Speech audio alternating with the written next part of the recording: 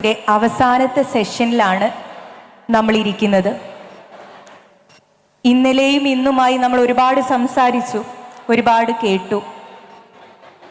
അതിൽ കാൽപന്ത് കളിയെക്കുറിച്ചും രാഷ്ട്രീയത്തെക്കുറിച്ചും നമ്മുടെ സംസ്കാരത്തെക്കുറിച്ചും പുതിയ കാലത്തെ ആശയങ്ങളെക്കുറിച്ചും വ്യവസായ മേഖലകളെക്കുറിച്ചുമൊക്കെ അറിഞ്ഞും പറഞ്ഞും നമ്മൾ ഇത്രയും ദിവസം ഈ 2 ദിവസത്തിൻ്റെ പല പല ഘട്ടങ്ങളിലായിട്ട് കഴിഞ്ഞുപോയി.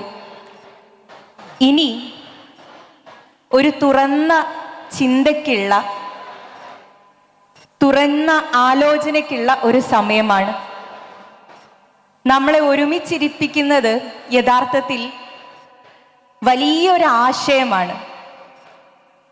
ഒരു പുഴയുടെ പേരിൽ ഒരു ലിറ്ററേച്ചർ ഫെസ്റ്റ് നടക്കുക എന്ന് പറയുന്നത്, അത് ഇത്രയും ജനനിബിഡമായിട്ടുള്ള ഒരു വേദിയിലേക്ക് എത്തിക്കുക എന്ന് പറയുന്നത് ചെറിയ കാര്യമല്ല. വാഴക്കാട് പഞ്ചായത്ത് മുസ്ലിം ലീഗ് കമ്മിറ്റിയെ ആ കാര്യത്തിൽ ഞാൻ അഭിനന്ദിക്കാൻ ആഗ്രഹിക്കുകയാണ്. ഒരു പുഴ എന്ന് പറയുമ്പം അതൊരു ഇമോഷനാണ്. നമ്മളെ എല്ലാ ഭാവങ്ങളെയും കണ്ട് ഒഴുകിപ്പോകുന്ന, നമ്മൾക്കൊപ്പമുള്ള ഒരു ഘടനയാണ് യഥാർത്ഥത്തിൽ പുഴ എന്നുള്ളത്. ചാലിയാറിൻ്റെ പേര് പറയുമ്പം അത് നിലമ്പൂരിലൂടെ ഒഴുകി നമ്മളുടെ തൊട്ടടുത്ത് എത്തി നിൽക്കുമ്പം ഒരു സംസ്കാരവും ആ സംസ്കാരത്തിലൂടെ വളർന്നിട്ടുള്ള ഒരു ജനതയുടെയും ആശയവും ആത്മസംഘർഷങ്ങളും ഒക്കെ നമ്മൾ പറയേണ്ടതുണ്ട്. ഈ നാട്ടുകാരുടെ ഒരു പ്രത്യേകതയുണ്ട്. ഒട്ടും മടിയില്ലാതെ ജോലി ചെയ്യാൻ തയ്യാറുള്ള ഒരു കൂട്ടം മനുഷ്യരാണ് ഈ വാഴക്കാട് പ്രദേശങ്ങളിൽ ഉള്ളത് എന്ന് എനിക്ക് തോന്നിയിട്ടുണ്ട്. ഒരു മടിയുമില്ല അവർക്ക്. പിന്നെ ഈ നാട്ടുകാരെ അറിയും തോറും എനിക്ക് തോന്നിയ മറ്റൊരു അനുഭവം, വാക്കുകൾക്ക് ഊക്കുള്ള മനുഷ്യന്മാർ ഇവിടെ ഉണ്ട് എന്നുള്ളതാ. അതാണാണെങ്കിലും പെണ്ണാണെങ്കിലും ആ വാക്കുകളുടെ ഉശിര്, ഊക്ക് എവിടെ പോയാലും ഒരു വാഴക്കാട്ടുകാരിയെ അല്ലെങ്കിൽ വാഴക്കാട്ടുകാരനെ കാണിച്ചു തരാറുണ്ട്. പിന്നെ നേരത്തെ സെഷനുകളിലൊക്കെ സംസാരിച്ചു പോകുന്ന ഒരു കാര്യം, ഈ നാടിൻ്റേത് മാത്രമായിട്ടുള്ള ഒരു സംസ്കാരമുണ്ട്. അത് വാക്കിലൊക്കെ ഉണ്ട്. എത്താന്ന് ചോദിക്കുന്നവരുണ്ട്, പാത്ത് വെക്കാണോ എന്ന് പറയുന്നവരുണ്ട്, ജെവിടുന്നാന്ന് ചോദിക്കുന്നവരുണ്ട്. അത് ഈ പ്രദേശത്തേക്ക് വരുമ്പോൾ ഉണ്ടാകുന്ന ലിംഗ്വിസ്റ്റിക് ആയിട്ടുള്ള വർത്തമാനം കൂടിയാണ്. അപ്പൊ ആ സംസ്കാരത്തിന് നെഞ്ചേറ്റുന്ന ഒരു പറ്റം മനുഷ്യർ ചേർന്ന് ഈ നാടിൻ്റെ കഥ പറയുകയും ഇവിടുത്തെ ചരിത്രം അന്വേഷിച്ചു പോവുകയും അതിനോടൊപ്പം തന്നെ മുന്നോട്ടുള്ള കാലത്തിന് ഉറ്റുനോക്കുകയും ചെയ്യുന്നവരാണ്. നിങ്ങളെ എല്ലാവരെയും ഈ സായാഹ്നത്തിലെ അവസാനത്തെ സെഷനിലേക്ക് ഞാൻ സ്വാഗതം ചെയ്യുന്നു. ഇനി ഇതുവരെ നിങ്ങൾ കേട്ടതൊക്കെ ചരിത്രമാകാം, വർത്തമാന കാര്യങ്ങളാകാം.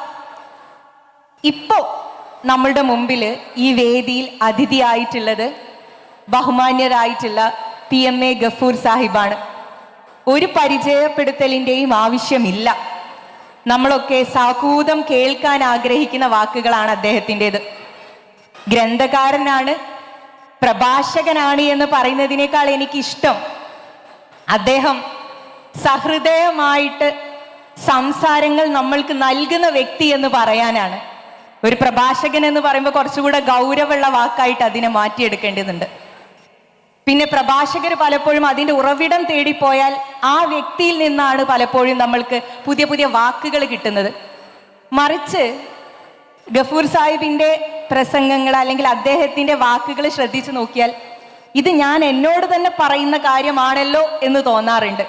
അത്തരത്തിലുള്ള ഒരു വാഗ്മിയാണ് അദ്ദേഹം. വളരെ സ്നേഹപൂർവ്വം, വിനയപൂർവ്വം ഈ പ്രദേശത്തുള്ള മുഴുവൻ ആളുകൾക്ക് വേണ്ടിയിട്ട്, ഇവിടെ എത്തിയിട്ടുള്ള മുഴുവൻ ആളുകൾക്ക് വേണ്ടിയിട്ട് അദ്ദേഹത്തിന് ഞാൻ സ്വാഗതം ചെയ്യുന്നു. നേരത്തെ സൂചിപ്പിച്ച പോലെ പുഴ നമ്മളെ ആത്മാവാണ്. നമ്മൾ എവിടെയാണുള്ളത് എന്ന് ചോദിച്ചാൽ പുഴയോട് ഒട്ടിപ്പിടിച്ച് കിടക്കുന്ന മനുഷ്യന്മാരാണ് നമ്മൾ. ഈ കടവ് കടന്നു പോയവരുണ്ട്, അവിടെ നിന്ന് പോയി തിരിച്ചു വന്നവരുണ്ട്. ഈ കടവിൽ കാത്തിരിക്കുന്ന മനുഷ്യന്മാരുണ്ട്. പുഴയിലൂടെ കുറേ വെള്ളം ഒഴുകിപ്പോയി. ഇപ്പോഴും ഈ നാട്ടിലെ ആളുകളുടെ സംസ്കാരവും അവരുടെ ഉശിരും അവരുടെ പോരാട്ട വീര്യവും ഇവിടെ തന്നെയുണ്ട്. ഇവരുടെ നായകരായി കെ റഹ്മാൻ സാഹിബിനെ പോലെയുള്ള ആളുകൾ ബാക്കി വെച്ചിട്ടുള്ള അവശിഷ്ടങ്ങൾ, അല്ലെങ്കിൽ ഈ മണ്ണിനോട് കാണിച്ച കൂറ്, അതൊക്കെ ഇവിടെയുണ്ട്. ഈ നാട്ടിലേക്ക് വന്ന് ഈ ആളുകളോട് സംസാരിക്കുമ്പോൾ എന്താണ് ഇവരോട് ആദ്യമായിട്ട് പറയാനുണ്ടാവുക?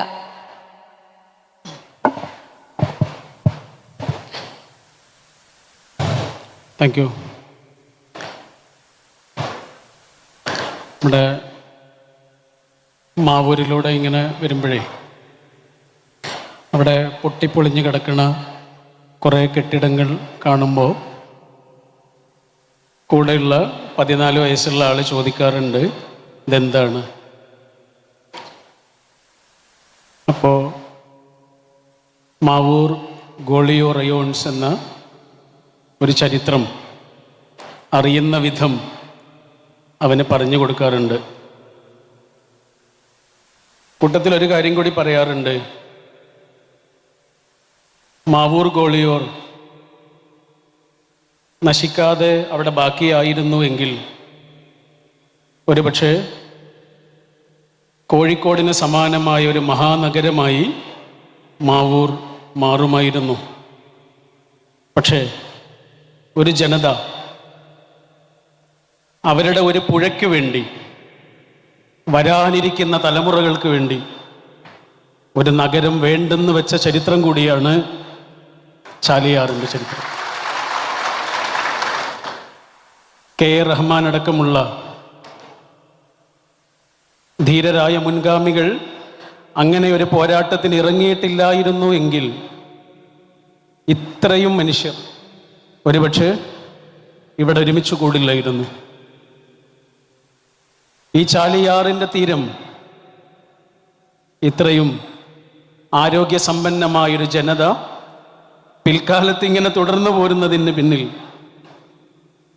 മുൻഗാമികളായ മനുഷ്യർ നടത്തിയ അവരുടെ പോരാട്ടത്തിൻ്റെയും അവരുടെ ഉശിരിൻ്റെയും, തെഹ്ലി പറഞ്ഞ പോലെ അവരുടെ നിലയ്ക്കാത്ത ചങ്കൂറ്റത്തിൻ്റെയും ഒരു ഓർമ്മ കൂടിയാണ് സത്യത്തിൽ ചാലിയാറിനെ കുറിച്ചുള്ള ഓരോ ഓർമ്മകളും.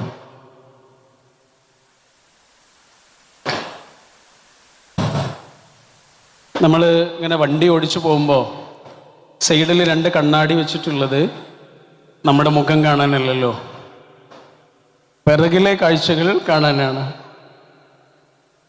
എന്തിനാണ് മുന്നിലേക്ക് പോകുന്ന ഒരാൾ പിറകിലെ കാഴ്ചകൾ കാണുന്നത്? മുന്നിലേക്ക് പോകുന്ന ഒരാൾ മുന്നിലെ കാഴ്ചകളല്ലേ കാണേണ്ടത്? മുന്നിലേക്ക് പോകുന്ന ഒരാൾ എന്തിനാണ് പിറകിലെ കാഴ്ചകൾ കാണുന്നത്?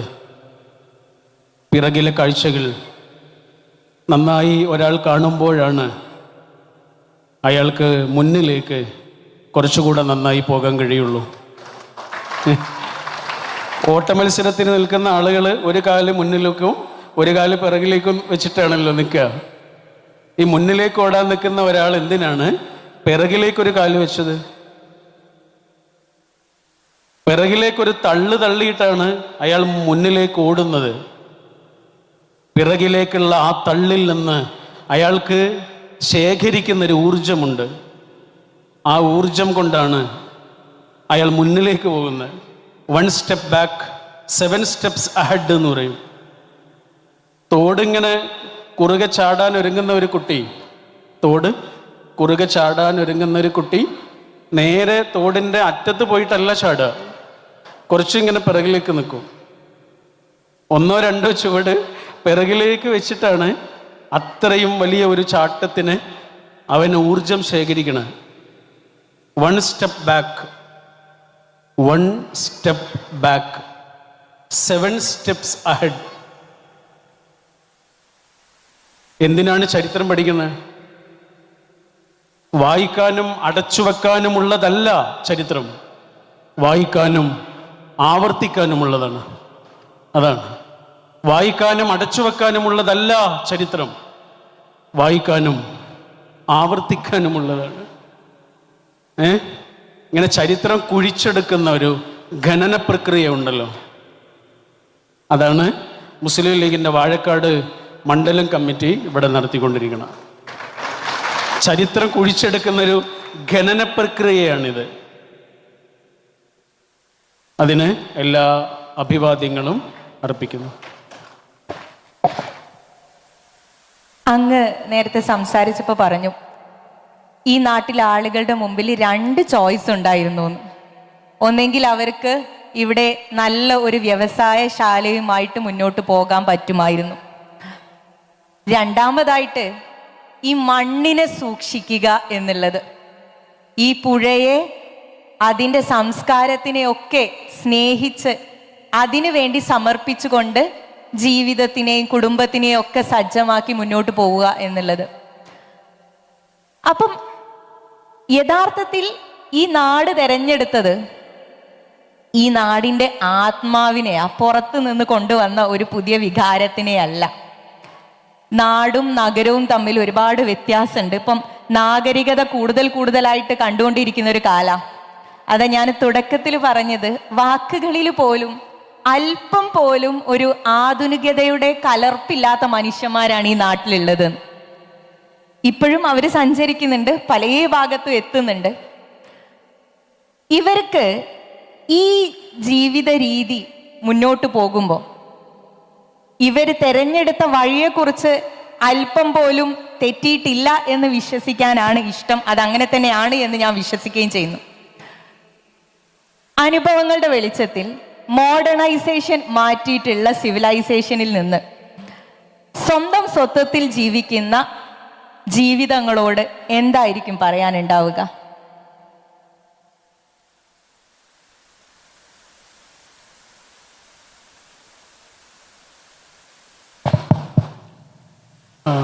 പുഴയെക്കുറിച്ച് പറയുമ്പോഴേ നിങ്ങൾ ശ്രദ്ധിച്ചിട്ടുണ്ടോയെന്നറിയില്ല, പുഴകൾക്കൊക്കെ ഉള്ള പേരുകൾ നമ്മുടെ കുഞ്ഞുങ്ങളുടെ കൂടി പേരുകളാണ് അല്ലേ? ഭാരതത്തിലെ, നമ്മുടെ ഇന്ത്യയിലെ മഹാനദികൾ എന്ന് പറയുന്ന നദികൾ, മിക്കവാറും ആ നദികൾക്കൊക്കെ സ്ത്രീകളുടെ പേരുകളാണ് അല്ലേ? ഏതൊക്കെയാ? ഗംഗയാവട്ടെ, യമുനയാവട്ടെ, കാവേരി ആകട്ടെ, പിന്നെ പത്മയാവട്ടെ, പിന്നെ സരയു ആവട്ടെ, വൈഗ ആവട്ടെ, ഇതൊക്കെ സ്ത്രീകളുടെ കൂടി പേരുകളാണ്. അതെന്തുകൊണ്ടായിരിക്കും? നിങ്ങൾ ആലോചിച്ച് നോക്കിയിട്ടുണ്ടോ? സ്ത്രീകൾക്ക് എന്തുകൊണ്ടായിരിക്കും, അല്ലെങ്കിൽ പുഴകൾക്ക് എന്തുകൊണ്ടായിരിക്കും സ്ത്രീനാമങ്ങൾ കൊടുത്തത്? നമുക്ക് തോന്നിയൊരു കാര്യം പറയട്ടെ. പുഴകൾ ജീവന്റെ അടയാളങ്ങളാണ്. ഉള്ളിൽ ഗർഭപാത്രമുള്ള ഒരാൾക്ക് മാത്രമേ ഒരു പുഴയുടെ പേര് ലഭിക്കാൻ അർഹത ഉണ്ടാവുള്ളൂ. അതെ, ഒരു പെണ്ണിൻ്റെ ശരീരത്തിൽ മാത്രമാണ് ഒരു ജീവൻ പൊടിയുന്നത് അല്ലേ? ഈ പുഴ എന്ന ഒരു സിമ്പൽ നമ്മുടെ വലിയ ഗുരുക്കന്മാരൊക്കെ അവരുടെ പുസ്തകങ്ങളിൽ ഉപയോഗിച്ചിട്ടുള്ളൊരു സിമ്പലാണ് പുഴ. ജീവിതവുമായി പുഴയ്ക്ക് വലിയൊരു ബന്ധമുണ്ട്. ജീവിതവുമായി പുഴയ്ക്ക് വലിയ ഒരു ബന്ധമുണ്ട്. അതിലേറ്റവും പ്രധാനപ്പെട്ട ബന്ധം, ഇപ്പം നമ്മളിങ്ങനെ നമ്മുടെ ജീവിതത്തെ എന്തെങ്കിലും ഒരു അടയാളവുമായി ബന്ധപ്പെടുത്തിയിട്ട് നമുക്ക് പറയാനുണ്ടെങ്കിൽ പറയാവുന്ന ഏറ്റവും നല്ല സിമ്പൽ, അടയാളം പുഴ എന്നുള്ളതാണ്. എന്തുകൊണ്ട്? അപ്പം നമ്മളിങ്ങനെ കണ്ണ് ചിമ്മി വെറുതെ ഒന്ന് ആലോചിച്ച് നോക്കൂ, നമ്മളിപ്പോഴും ഒഴുകിക്കൊണ്ടിരിക്കുന്നുണ്ടോ? നമ്മൾ ഒഴുകിക്കൊണ്ടിരിക്കുന്നവരാണോ? അതല്ല എവിടെയെങ്കിലും സ്റ്റക്കായി പോയ ആളുകളാണോ?